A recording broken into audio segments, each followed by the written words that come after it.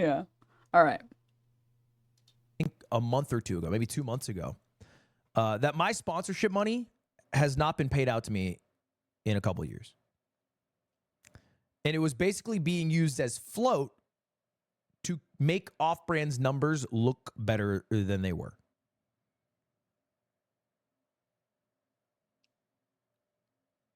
And so when I found this out, I was like, oh, damn, the books here were a bit cooked. The books were cooked. Yes, sir. The books were cooked. I scammed myself. And then when me and the team did some digging, we were like, this hole is too deep. This hole is too deep. And if we keep digging in this hole, not only is Offbrand fucked, Mogul Moves is fucked. Everyone loses their job. I still have an ability to make money personally. So I'm not obviously not as affected. I think a month or two ago, maybe 2 months ago.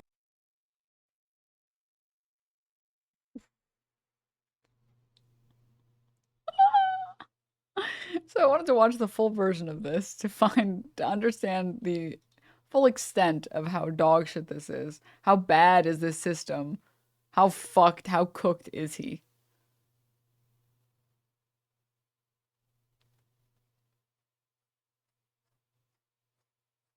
I don't fully get it. Basically, from my understanding, the number is like $3 million that was supposed to get paid out, hasn't gotten paid out to them.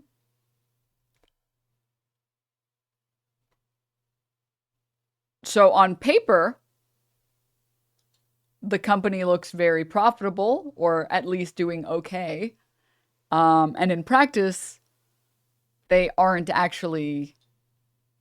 I haven't watched the full video, so it's possible that I would be corrected. The cash flow doesn't actually look like what the books seem to suggest. So let's watch it, shall we? Tony Lotus, thank you for the prime. Thank you. Hey, thanks. I appreciate it. All right, let's go. A couple of years ago, I made a video on this channel called My Plan to Quit Streaming. And in that video, I talked about how I started a company called Offbrand with the idea of making events for not just myself, but other creators. And that company was mostly made up of former Beyond the Summit employees. Unfortunately, yesterday, we had to announce that we were closing down the production side of Offbrand. We released a statement that I'm going to read verbatim because it's pretty well written. When we started Offbrand, our plan was to help creators bring their ideas to life. For many creators, we did that, and we're proud of everything we helped create. Our people worked hard, and we made amazing content, but we failed to make the events business sustainable. And as a result, we made the difficult decision to shut down that side of the business. Offbrand Games isn't going anywhere, and I'm going to keep making events through Mogul Moves. But we want to thank everyone who supported and watched the events we helped produce.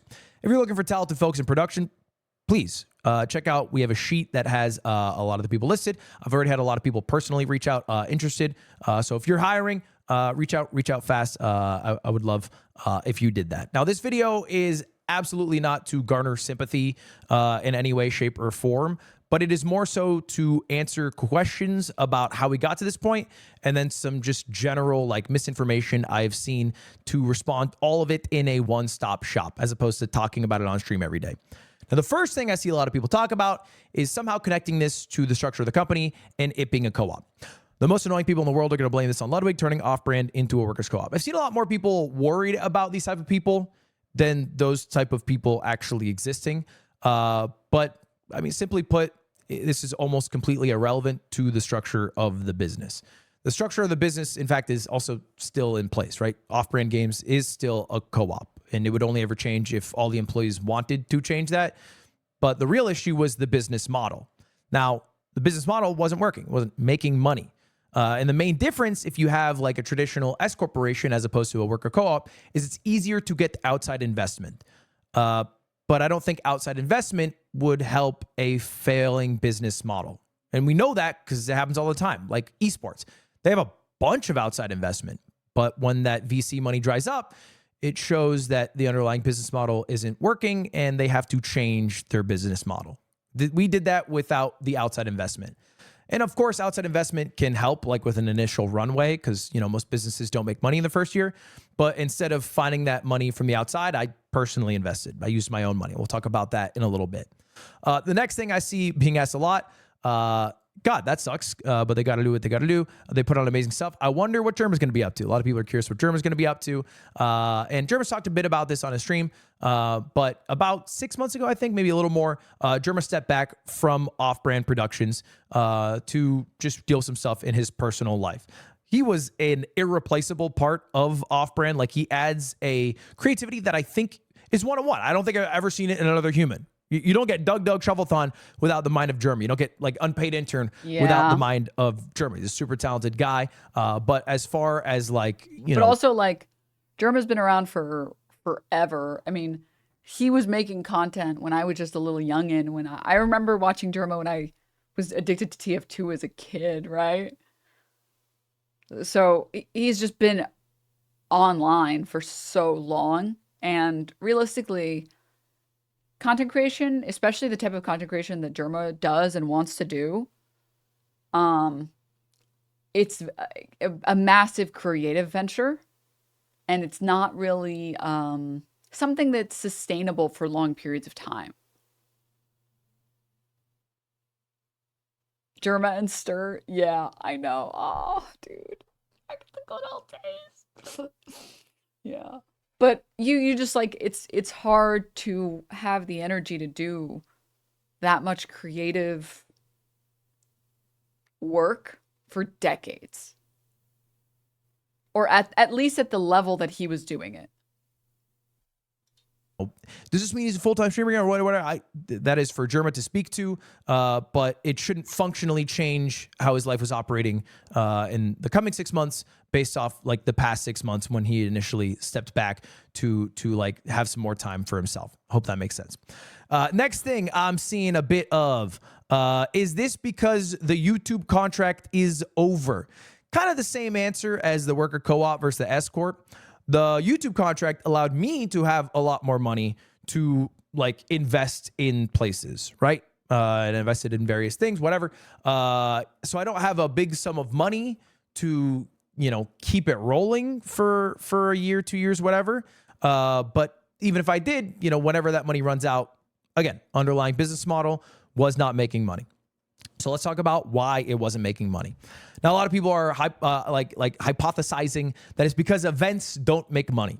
But that's not actually true, right? They don't necessarily sometimes make money for me as the creator directly. You know, if I spend like, I guess a good example, $1.5 million on chess boxing, but I only personally make $1.25 million back, you might think of that as a $250,000 loss for me. And like, oh, why is Ludwig running events? That's bad for him. But you can, or at least I can, maybe safely assume that, hey, I might make a $250,000 of extra value as a creator because I have grown as a result of doing this event, right? This is the biggest event I've ever done. It has the most eyeballs. And over the course of the next 5 years, that $250,000 will come back through like the extra growth that created. So I don't mind that loss. And the production company doesn't have that loss, right? They are a production company that itemizes the amount of costs that they had to bear, including employee time, and then covers that cost sometimes with like, you know, an additional like service fee. So they are not losing money. In fact, those are the best months is when there are huge events like streamer awards or you know, a HS boxing. The issue isn't the events, it is the time between events. So if we had a streamer games, a streamer awards, a Sea Dog charity auction every single month, or even 2 a month, you know, that's what the team is capable of handling and would also need to handle to be able to sustain itself. So the issue was less that events don't make money, but more so that the appetite from creators for events of that scale at the cadence it would need to be would not allow people to be employed full time. It only really makes sense for like contract work. And you can kind of see that the appetite isn't there if you just look at the biggest streamers in the world over the past year on Twitch. This is like the top 15 creators on Twitch. And you can see here, nobody except for Kai on this list is doing big events. You know, I guess Tarek is doing Ludwig Tarek 3 and it's a few also other like things to his a lot of work. I have no idea what's going on here, but I hope Cutie is okay. Just comment on the video. Sorry, I'm not listening to all of this. I hope Cutie's okay, or I'm happy for her. But no, seriously. Putting on events is a lot of work. I mean, how many people in here have even just like thrown a party or just like hosted a dinner or just like anything where you were in charge of planning and inviting? I mean, I'll even take like anyone in here been like a raid leader and anyone in here plan like Discord events? Like, forget about even just like in real life, which is a even bigger hassle because most people don't want to leave their house. Be Arab, plan a wedding. Oh, where? No. I ran a ball once. It was stupid logistically. Mm-hmm. Mm-hmm. I put on 400 person lands. I almost killed myself by overworking one year. I had to go to the hospital. I've worked catered weddings for hundreds of guests, and shit is insane and stressful and exhausting. You have to love planning and be a little bit of a workaholic. Yeah. Yeah. I've DM'd. Oh, even better. Anyone in here ever DM? Anyone ever? Because like it's just different to show up to like your weekly D&D session versus being the DM. Black hole of effort, yeah. That you can put in so much effort, so much work into like all of these different cities and areas that they're gonna, and then all these mobs that they're gonna run into, and maybe a boss they're gonna run into, and like two people are there and they're like, "Oh, it's my turn. What's still alive?" It's like I'm going to fucking just break this table in half, and that's if they show up. That's if they show up. Planning on the party having worked on their characters is a gamble. Mm-hmm. Mm-hmm. Oh yeah, I'm talking about being a dungeon master in D&D. It actually used to be my job, 3 games a day, 4 days a week, 3 hours per game. There's a reason that there are a lot of like DMs, like there's a lot of dungeon masters that actually charge for their work, which I think is very fair because you're putting hours into like a session. And then you have to show up for more hours. And like there is, I think, a special joy in being a DM, but it's a lot of work. If I didn't stream and I didn't love streaming already, I would be a DM for sure. Because I have a lot of fun. I love planning. I love planning. It's so much fun. And I love to hyper focus on the one task and just put my heart and soul into it. It's just so much fun. I mean, I'm planning a little potluck with some friends for Thursday, and I'm like, okay, well, I gotta get the decorations. I gotta make sure, okay, these people won't be able to show up, so I'll invite these people instead. Okay, I gotta make sure everybody brings something. I guess I'll make the main protein, uh, just so that, yeah. Oh, I gotta double check on allergies. Okay, I gotta tell everyone no nuts.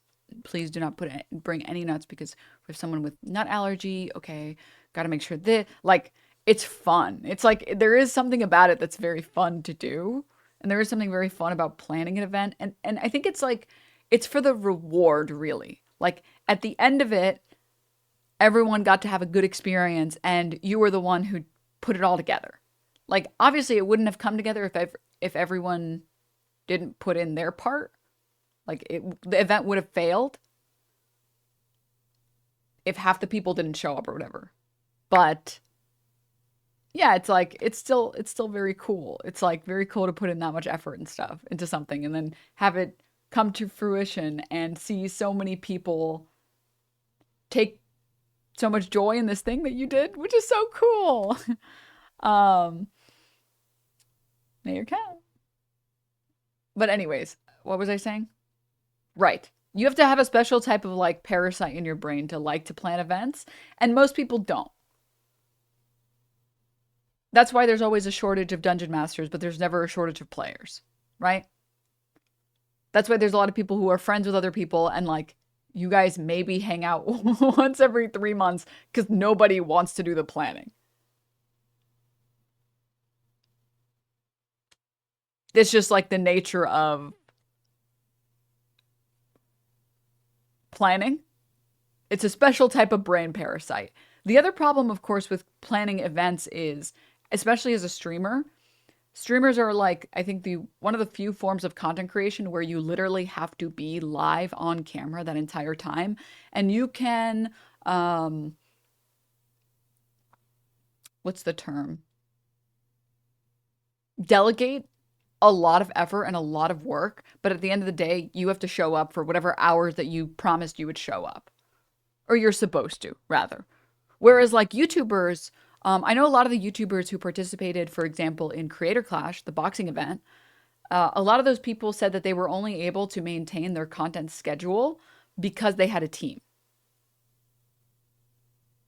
So, like,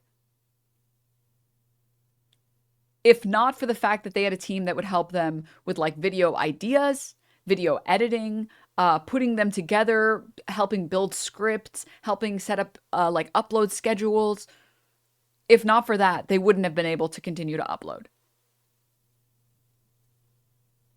Whereas with streaming, you actually have to be live, right? So for someone like Ludwig, you're doing this fucking 100 game league marathon.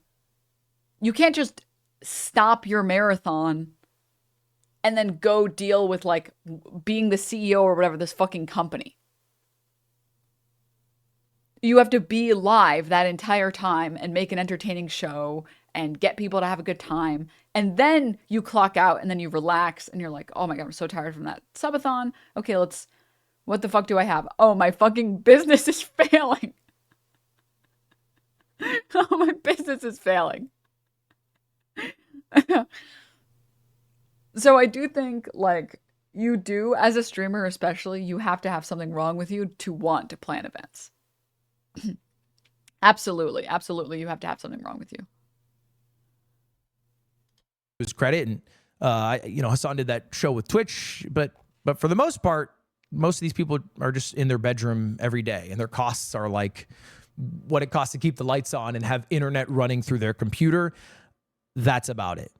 There are very few creators who are interested in, spending $250,000, $500,000 to do some random cool shit that. And that's if you even have that money to make that event, right?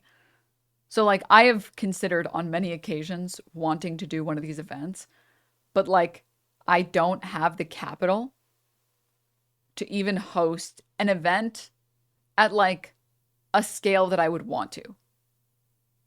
Like I don't have a way to do it without partnering with some other company that would like manage a lot of the stuff that I would want to manage.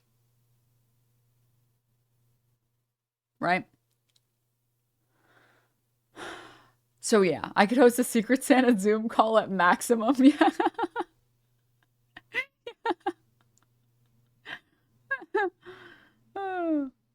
Yeah. I mean, Kai has to pay celebrities to show up, no? I don't even know that he pays the celebrities to show up genuinely. I don't think that he does.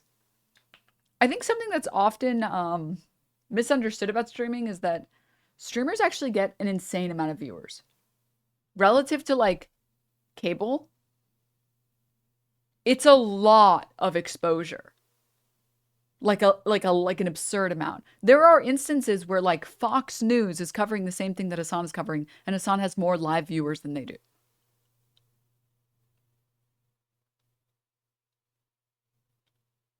Like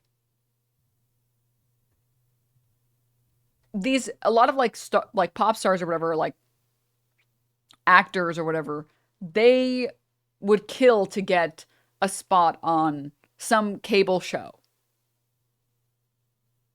Streaming is basically at this point, if you're Kai Cenat and you're having like 100,000 people show up to your stream, it's a lot of people.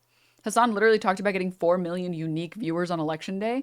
Like, how many unique viewers did like MSNBC get? Like, streaming is massive. It's really, really, really massive. The other thing also is the people who go to Twitch and watch are real people. Actually, it was over 7 million people. Okay, I'm sorry. I don't know the numbers. I'm sorry, big fan. Yeah,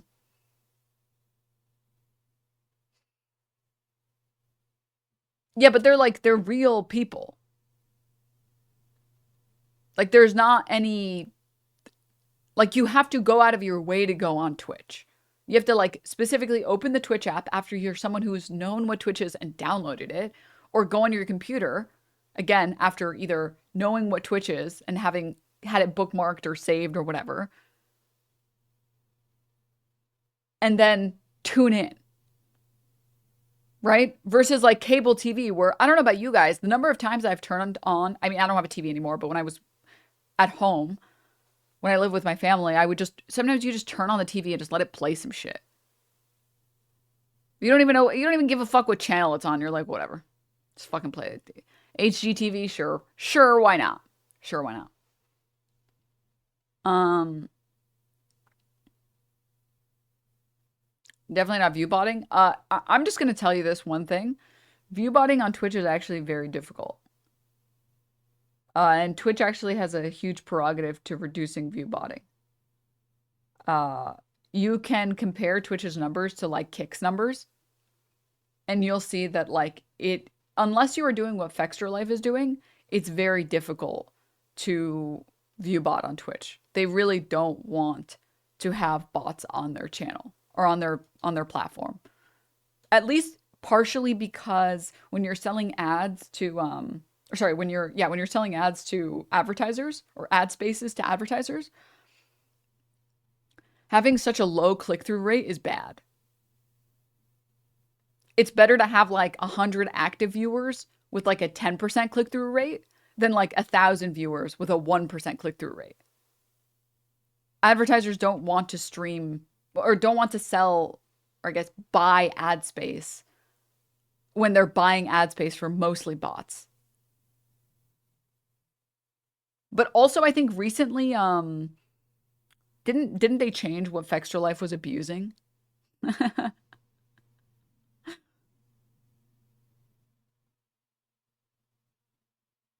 I know that like embeds aren't as like big of a thing anymore, but I don't remember the details. What's view poaching? Oh, I don't know. I don't know. Could mean a couple things, I guess. It's also why Twitch is aggressive with not counting muted or embedded streams as actual viewers. Yep. This is why people will tell you, like, if you're gonna lurk in a stream, you should, like, mute the tab, not the stream. Because it doesn't count you as an active viewer if you mute the stream. Like, there are, of course, obviously going to be some some level of view botting, but like, yeah. Wait, what? Yeah. Or like you put the stream to volume like 1% because once you mute a stream, it counts as you not being a viewer anymore. Like they really don't want people botting, or they really don't want people like, they don't want fake viewers on their website. Also, advertisers will leave once they find out you're lying about the numbers. That's what happened when everyone pivoted to video on Facebook after they lied about numbers. Yep.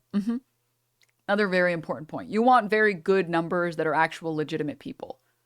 And for the people, even the people who are watching in the background, because like I did talk about putting on like some TV show in the background. When you turn on your TV, you're not making necessarily an active decision to watch any particular thing, right? Unless there's something like when Game of Thrones was airing, maybe. You're just turning the TV on, just scrolling through the channels until you find something you like. The equivalent would be going to like the opening Google Chrome and like somehow finding a random video on the internet, on a random website. To go to Twitch and then click on specifically a stream you're following. Even if you're watching that in the background, you specifically chose that one. Right? I'm feeling lucky. Yeah, the equivalent would be like going on Google and finding like the I'm feeling lucky button for a random YouTube video or a random Twitch stream or a random whatever. So, yeah. Let's keep going. You know, some big event or whatever. They'd rather do it from home. And who can blame them? I think they're doing that because that's a reflection of what the audience wants as well. All right. If you looked at the best streamed event nominees for 2024, it's a lot different than it was a few years ago. You know, it doesn't mean it's worse. It's just different. Like the road trip to TwitchCon, that was a fucking banger stream. But the reality is NMP set up all the tech for that.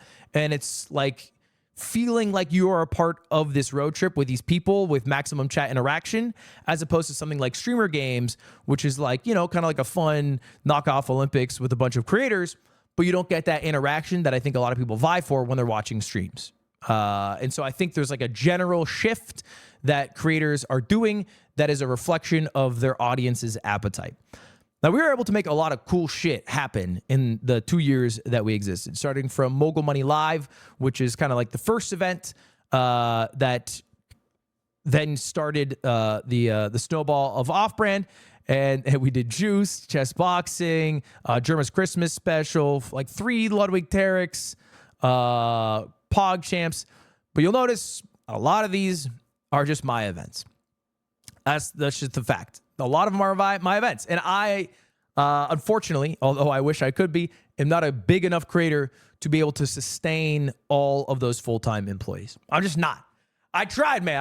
I tried to do every big event I possibly could, and every cool thing. I worked as hard as I ever have this past year. But like maybe only Kai is big enough to be able to do that, and has the appetite to also do that. And we didn't have enough outside streamers to be able to fill all those gaps between the large events that we did do. And like realistically, when you're running an event that massive and you are a big part of the talent, like people expect to see Kai on the stream.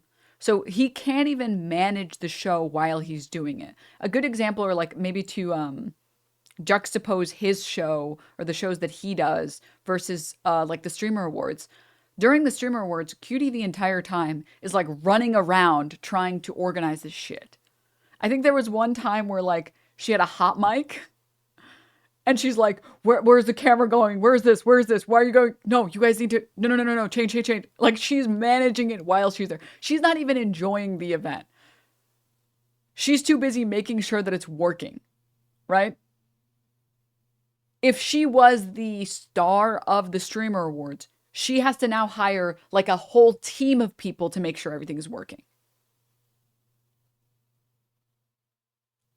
And even with that, you will still end up with problems. You'll still have mic issues. You'll still have audio issues. You'll still have camera issues. You will still have timing issues. Like,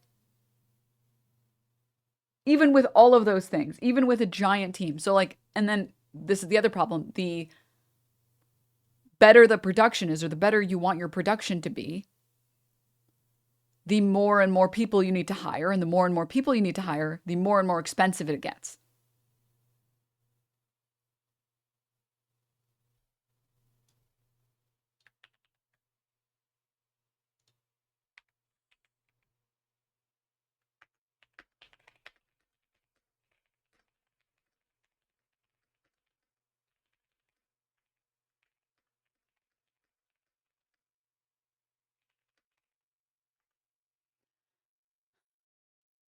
Anyways. Bro, I see you highlighting. That was a cool idea.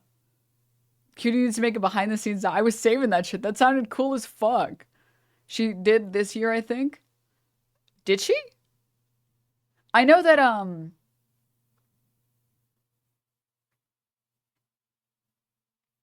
Creator Clash, they wanted to do something like that this year. They wanted to do like more behind the scenes for all of the fighters, which would be so cool. I hope that makes sense. That's the general issue. Now, again, Offbrand Games isn't going anywhere. Okay, Offbrand Games is going amazing, honestly. Like Rivals of Ether 2 has been a blast to publish and promote and like play. Although at times it's been sad because I dropped down to silver. But I enjoyed a lot. And that part of the business, we are going to keep going. All right. We have a lot of people still on that team. It's just the production side, which is changing. So for me personally, it's going to be switching to more contract work and also switching. Can you also argue Jake and Logan Paul's boxing matches are streamed events? Why does he only say Kai? Their show matches were wildly successful monetarily. I think he doesn't mention them because he's not talking about someone who does a one-off streamed event. that's generally going to be run by someone else and they don't really care if it's live or if it's a show, versus someone who wants to make consistent live streamed events. Forget about the fact that he's a YouTuber versus a streamer. I'm not even talking about that. I'm talking about the fact that like Logan Paul and Jake Paul, they do events.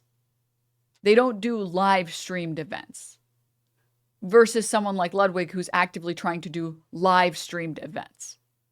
And not just one-off ones where it's like, yeah, sure, let's do the boxing match. I don't really care if it's televised or if it's on Netflix or if it's produced into a show, as long as it's getting views, right? Switching, I think, the style of events that I do. For example, I did 2 events in the past month. One is World's Greatest Gamer, where I got all the greatest gamers in the world. I flew them out. They drove out 20 people, put them up in hotels. It was a 2-day event, streamed it, and Void eventually won. It was sick. That peaked at about 30,000 viewers. It was a lot of fun to do. The other event I did was League Week. It was in this exact room. We had a pretty cool set. Me and Connor played League for 100 hours straight. I won as many games as I lost, and we peaked at like 38,000 viewers on just my stream. I think 50 across both streams, which is crazy, right? It's crazy because the cost of League Week is 20 times lower, but I think reflects what audiences want, which is like maximum engagement with their streamer. That doesn't mean I'm going to stop doing events, because I still really like doing things like streamer games. You know, for me, that's like fucking winter vacation when you're in school. It's like, that's the shit that I do look forward to doing. So still want to do things like streamer games. We'll still try to do that next year.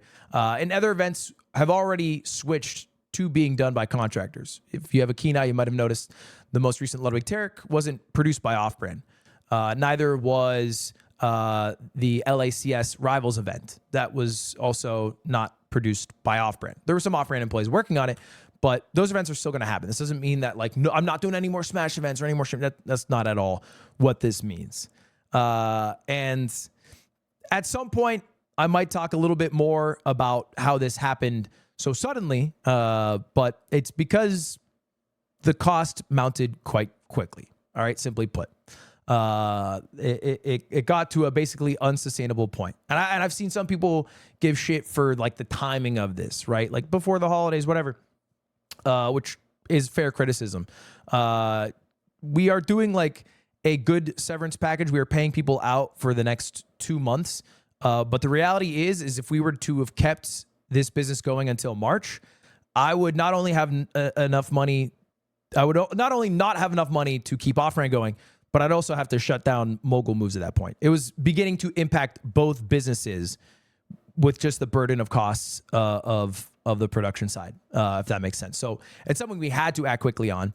And if we were to delay breaking the news to the employees, you know, maybe you could announce this after the holiday break and sit on it, then they would just have less time to find work. So obviously the timing is not ideal, but we did it and we acted the moment we found out the information that, hey, by March, if we don't do something, everything is going to shit. Okay, so it was really an act now or act never situation. But anyway, that's it. Again, I'm gonna link the staff spreadsheet in the description. If you are hiring, please check it out. And if there are any questions, you can throw them in the comments. Maybe I'll make a follow-up video or talk about it a little bit on stream. But that's the main deal. Sad day, but tis life. Tis life, and you know what you do? Keep moving, because that's what the globe does. All right, see you later. Have a good one. Goodbye, everyone. See you later. Goodbye. Yeah, I feel bad. I feel a little bad because it's already, I want there to be more events like that. I want there to be more events that are well planned by streamers and stuff, because it's really cool. Bringing so many people together for something like that is really, really cool, but it's also a lot of fucking effort and work. You really believe Ludwig was unaware of all this happening? Yeah, 100%. 100%.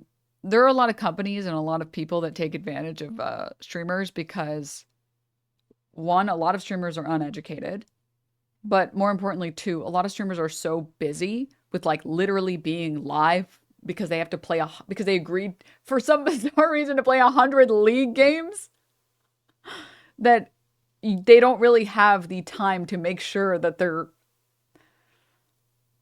auditing their company as well as they could be doing, right? challenging to match network's channel with the manpower and resources. Yeah.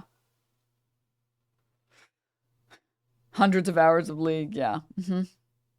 Hundreds of games just to 100 games just to stay in silver, just to win 1 LP. Oh God. 1-to-1 work to income ratio. They can't really automate and delegate much when your job is to be on camera. I mean, you guys see how much people flip out and how much reeing there is about like Hassan getting up from his chair to go get lunch after streaming for 7 hours.